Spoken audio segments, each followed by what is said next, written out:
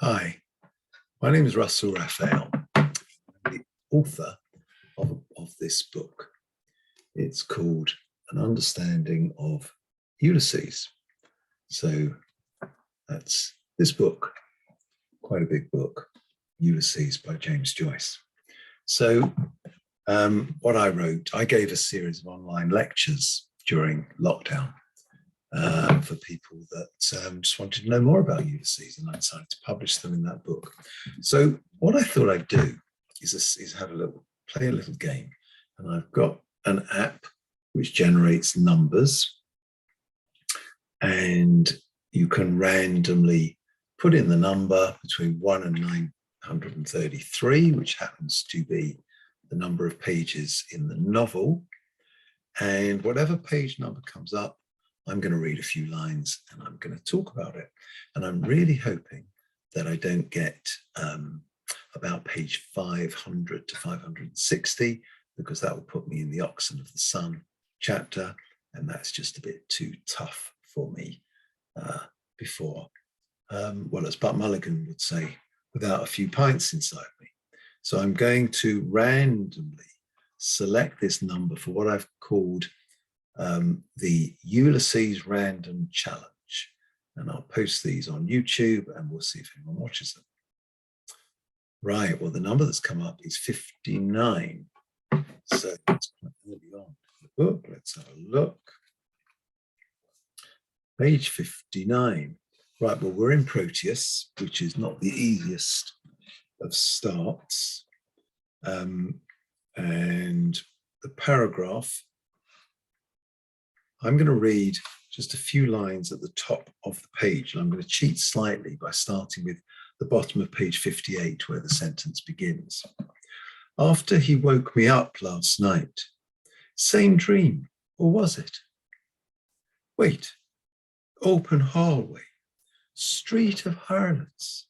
Remember, Harun al-Rashid, I'm almost in it.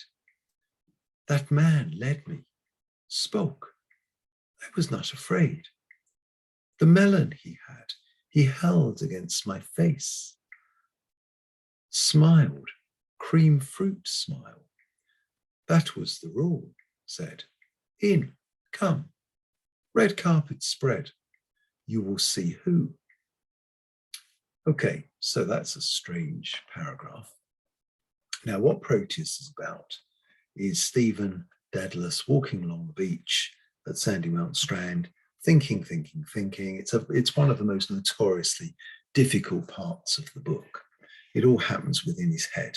Now, what he's thinking here is a dream that he had the night before. After he woke me up last night, same dream, or was it? Wait. So he's thinking about, he's getting little snippets of a dream that he had last night. Open hallway, street of harlots. Remember, he mentions a man, Harun al-Rashid. Now, he was an interesting guy. He was a caliph from, I don't know, maybe 1,000 years ago, of some part of Arabia. And Stephen then says, I'm almost in it, almost in it. What a lovely made up word, to almost something. And I think to me, that's the sort of, you're really trying to remember a dream last night, but it's escaping. It's moving away from you. And then he says, that man led me, spoke. I was not afraid. And then there's something about a melon that was held up to his face. And he smelt the cream fruit, because that was the rule. And that he invited you in. And when you come in, you will see who. Who what? We don't know. Stephen's almost did it. That's all he can remember.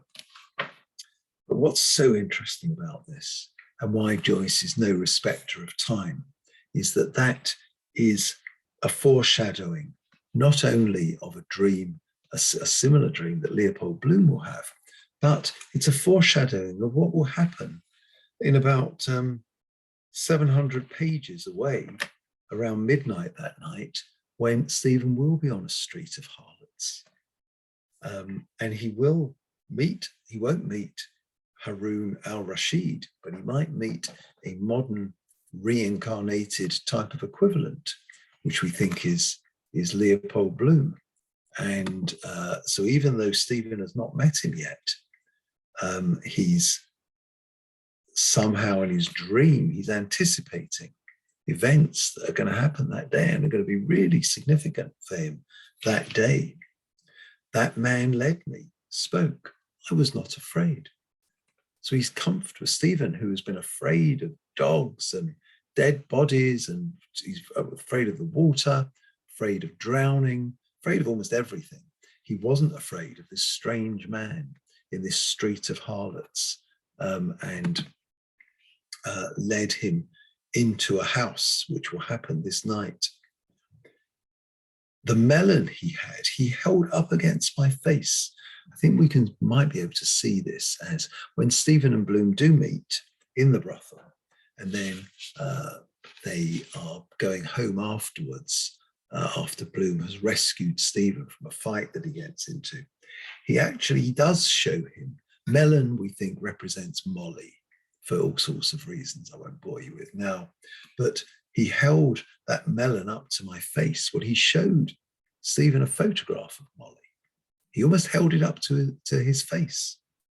And so I think that what that dream that Stephen is almosting here is a premonition that he will meet a significant man later, a man that will be significant in his life, and that he will talk about a woman that will also become significant in Stephen's life, is my vague take on that.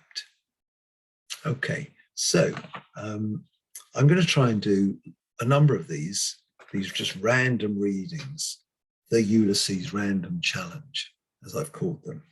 And I'm going to keep doing them quite a lot, I hope, until 2nd February 2022, which is the centenary of the first publication of Ulysses.